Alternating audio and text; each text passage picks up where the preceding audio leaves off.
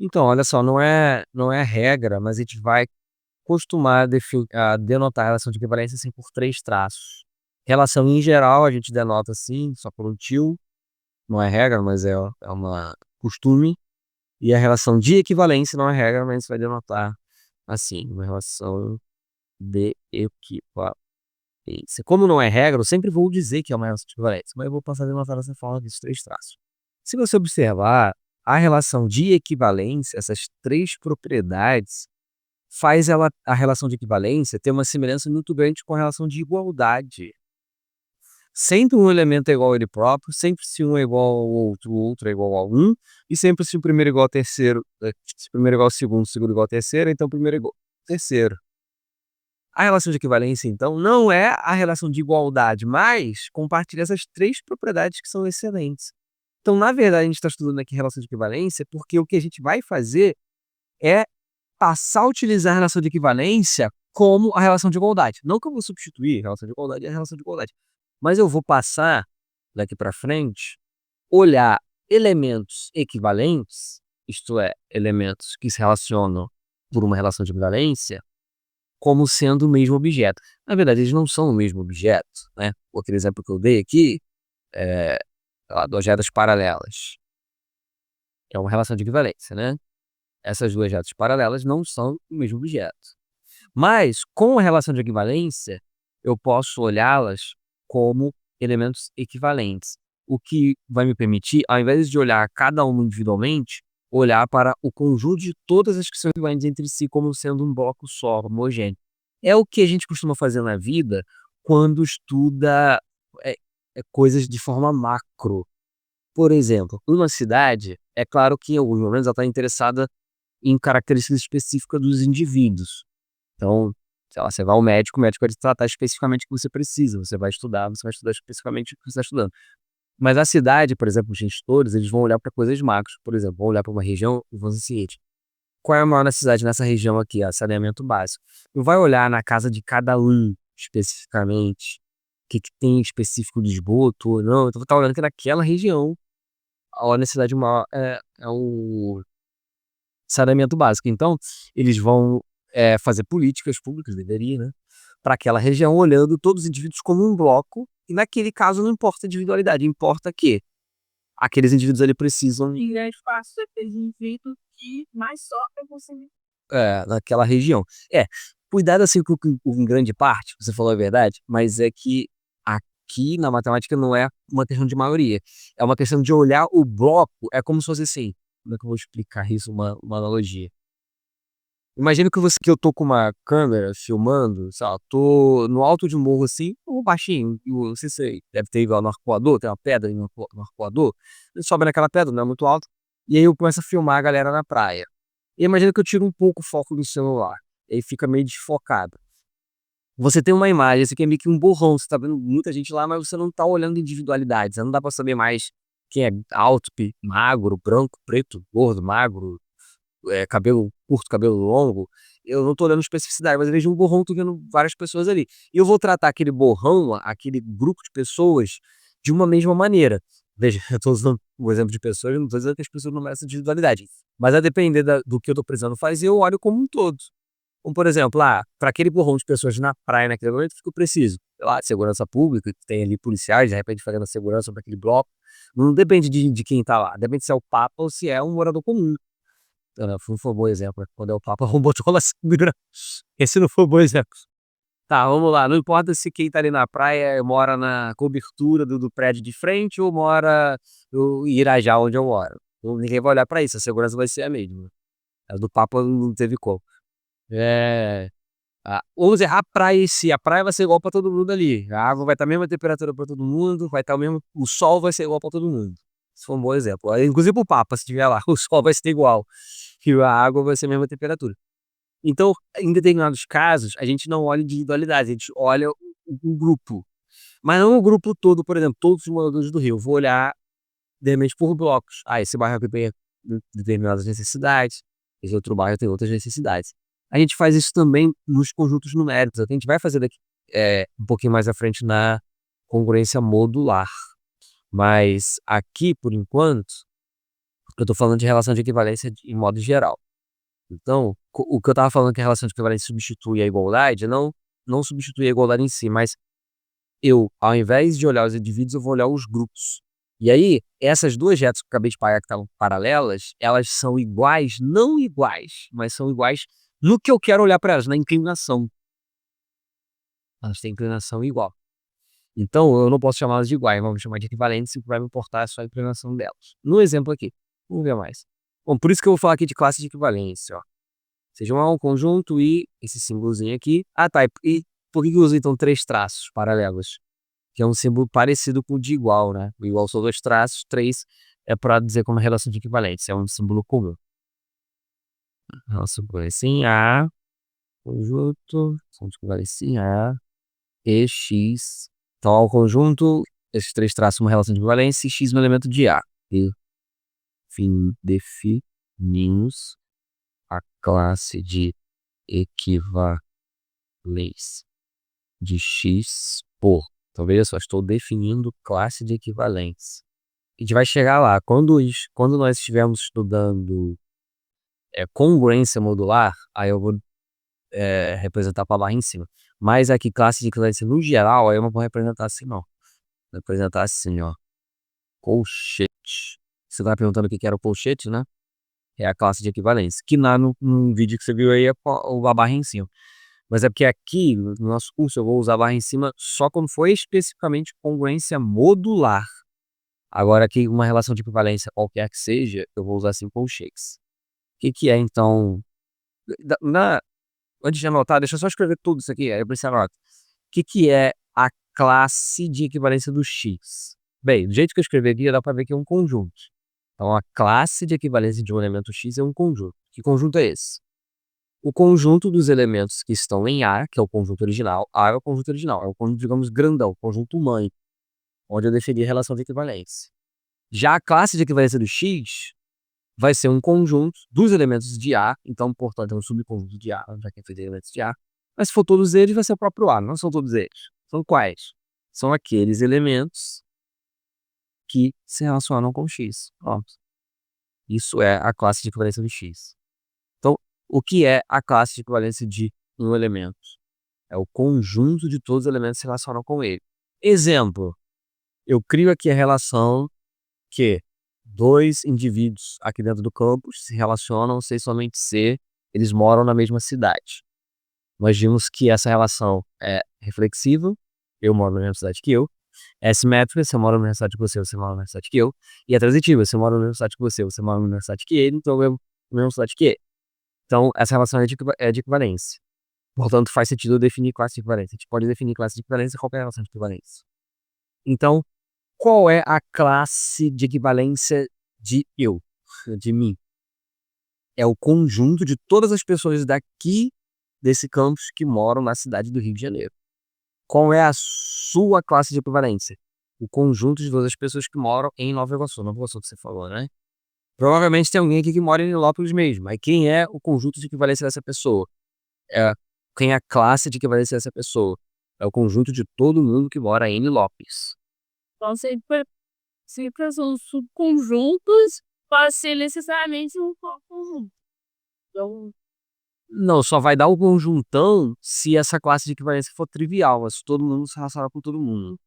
Pode acontecer, pode.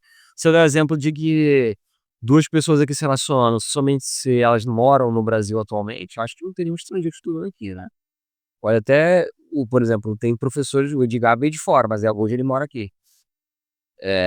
Então, se a relação for essa, dois se relacionam somente se eles moram aqui, esse conjunto só vai ter uma classe de equivalência, que é ele, o conjunto todo. Agora, vamos voltar para o da cidade. O que a gente vai fazer com todo o campus aqui?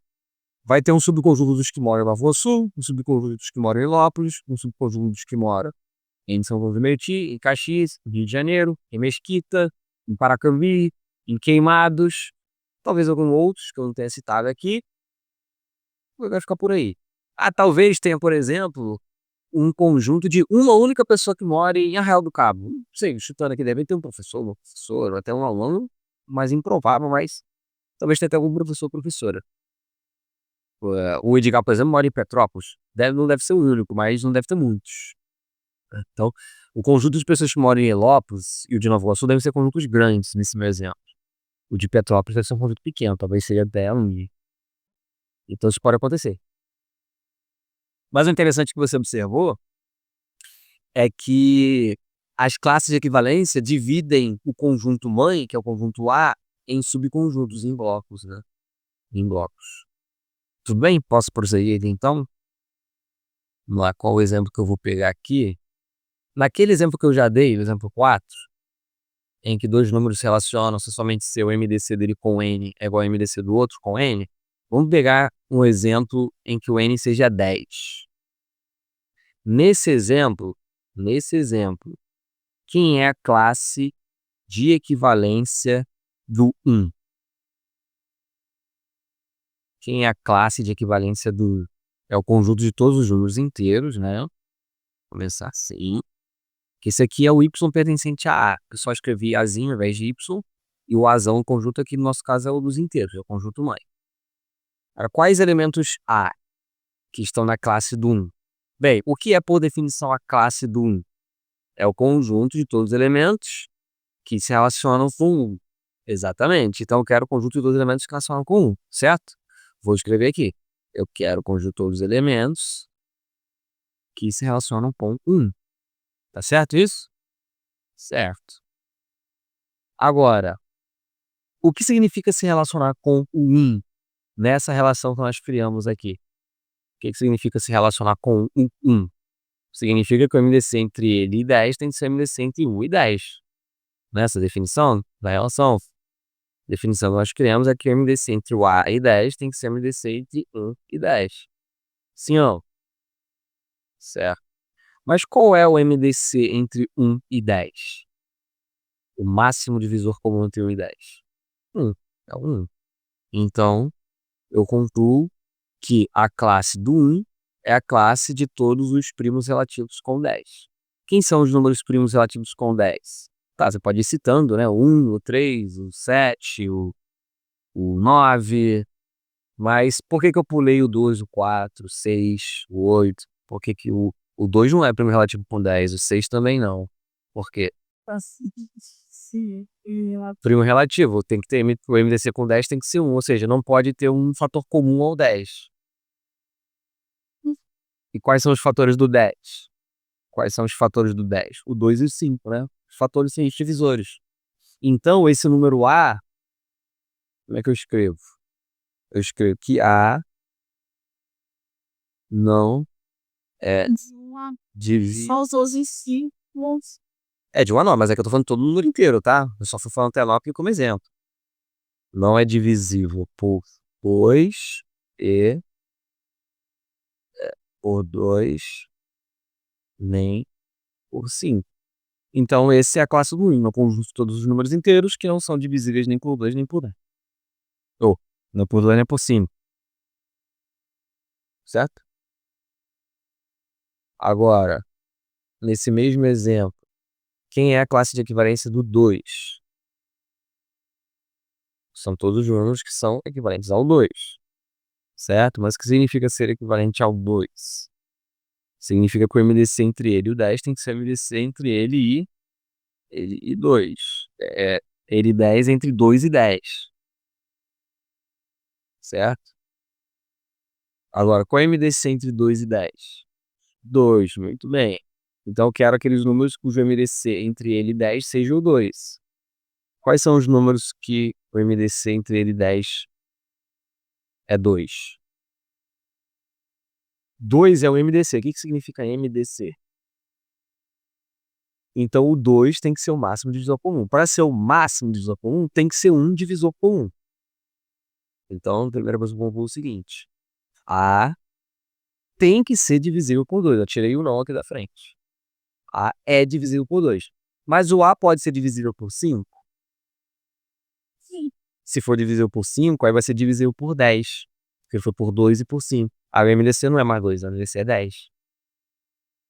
Para o MDC entre o A e 10 ser 2, o A tem que ser dividido por 2 mais... Opa! Mais...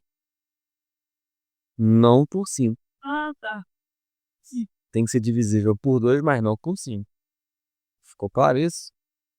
Ele tem que ser divisível por 2 para que o 2 seja o divisor comum. Mas não pode ser divisível por 5 Eu acho porque é o máximo. que Aí teria um divisor maior. Certo? Agora vamos à classe do 3, por exemplo. Quem é a classe do 3? desse vai ser Exatamente. Vou aqui pegando os meus coisas. Então, MDC entre A e 10 tem que ser MDC entre 3 e 10. Mas quem é o MDC entre 3 e 10? É 1, não. MDC entre 3 e 10 é 1. Então, essa classe aqui é a mesma classe do 1, concordam? Sim. Essa é a mesma classe do 1, exatamente. A mesma classe do 1. Certo? Vamos ver a classe do 4. Vou fazer aqui infinitamente não, tá? Só estou fazendo alguns exemplos. A classe do 4 dos elementos se relacionam com 4, logo o MDC entre A e 10 tem que ser MDC entre 4 e 10. E qual é o MDC entre 4 e 10? É Não, ó, MDC máximo duas vozes. 2. Só que aqueles que o MDC dá 2, a gente já viu que é a classe do 2. A classe do 4 é a classe do 2, certo? Vamos à classe do 5. É aqueles que se relacionam com 5, ou seja, aqueles cujo MDC entre ele e 10 é MDC entre 5 e 10, MDC entre 5 e 10 é igual a quanto? 5. Então tem que ser divisível por 5 e não é por 2. Se fosse divisível por 2, além de já ser por 5, então o 5 não seria o máximo, porque seria divisível por 10. Ó, já tem que ser. Vamos lá, vamos aos poucos. Para o MDC ser 5, então 5 tem que ser um divisor comum. Ele já é divisor do 10, tem que ser do A também. Então essa parte aqui tá certo, né? É divisível por 5. Agora vamos analisar se tem que ser divisível por 2 ou não. Já é divisível por 5, correto? Se for divisível por 2, uma vez que já é por 5, será divisível por 10. Todo número que é divisível por 2 e por 5 é divisível por 10. Se dá para dividir por 2 e por 5, dá para dividir por 10. Mas se for divisível por 10, o 10 também é divisível por 10. Então 10 será um divisor do A e do 10. Será um divisor comum. Se 10 é um divisor comum, o 5 não pode ser um MDC, porque o 5 tem que ser o maior de todos os divisores comuns. Sacou? Se o 10 for um divisor comum, o MDC passa a ser 10 e não 5. Porque o MDC tem que ser o maior. Então, não é divisível por 2. Certo? Não é. Acabei. Então, a gente vai ter que fazer assim. Então, essa é a classe do sim. Isso aí. Vamos à classe do 6. Todos aqueles que se relacionam com 6, ou seja, todos aqueles cujo MDC entre A e 10 é MDC entre 6 e 10. E qual é a MDC entre 6 e 10? 2. 2, então é a classe do 2. Certo? Vamos ver agora do 7. São todos aqueles que se relacionam com 7, ou seja, todos aqueles cujo MDC entre ele e 10 é MDC entre 7 e 10, qual é o MDC entre 7 e 10? É 1, então é a classe do 1. Certo? Vamos ver a classe do 8. Aqui eu vou botar 8. Aqui eu vou botar 8. Vai dar 2, é a classe do 2. Certo? Vamos ver a do 9. Tem que dar 9, que é 9. Já o índice agora é 1, né? Então, a classe do 1, né? Vamos agora do 10. Todos aqueles se relacionam com o 10. Então, o MDC entre A e 10 tem que ser o MDC entre 10 e 10. MDC entre 10 e 10 é 10, né? O maior divisor comum entre 10 e 10 é 10. Então, para o MDC entre A e 10 ser 10, o A tem que ter como divisor comum o 10. Tem que ter como um dos seus divisores o 10. E o 10 tem que ser o maior deles. Sim. Aí não pode ser nem por 2 ou por 5. Não. Tem que ser por 2 e por 5, né? As duas coisas. O que não é nem por 2 nem por 5 é o do 1, ó. Aqui é a classe do 1. Não é divisível nem por 2 nem por 5. Não pode ter um divisor comum. Aqui tem que ser divisível por 10. Que tem que ser divisível por 10. Então tem que ser divisível por 2 ou por 5. Tudo bem? A é divisível por 2 e divisível por 5. Deixa eu ajeitar aqui. Aqui aqui, acho que consigo voltar para cá. Bem, eu não vou continuar aqui, mas a gente poderia continuar fazendo, do 11, do 12, do 13, mas você já percebeu a brincadeira, né? Se eu fizer a classe do 11, vai dar do 1, porque não tem fator comum. Se eu fizer do 12, vai dar do 2, porque o 2 é fator comum. Se eu fizer do 13, vai dar do 1, porque não tem fator comum. Se eu fizer do 14, vai dar do 2, eu tenho o 2 como fator comum. Se eu fizer do 15, aí vai dar a classe do 5, porque o 5 é fator comum. Então, na verdade, quantas classes distintas tem nessa relação de equivalência? A classe do 1, a do 2, a do 5 e a do 10. Não tem mais nenhuma outra classe diferente. Eu posso fazer a classe de todos os números inteiros, mas qualquer um vai cair em uma dessas 4. Vou falar uma coisa e você me diz em qual das 4 cai. A classe do 24 é qual dessas aí? A do 2, porque é divisível por 2, mas não é por 5. A classe do 35, porque é divisível por 5, mas não é por 2. A classe do 40. Quatro. Não.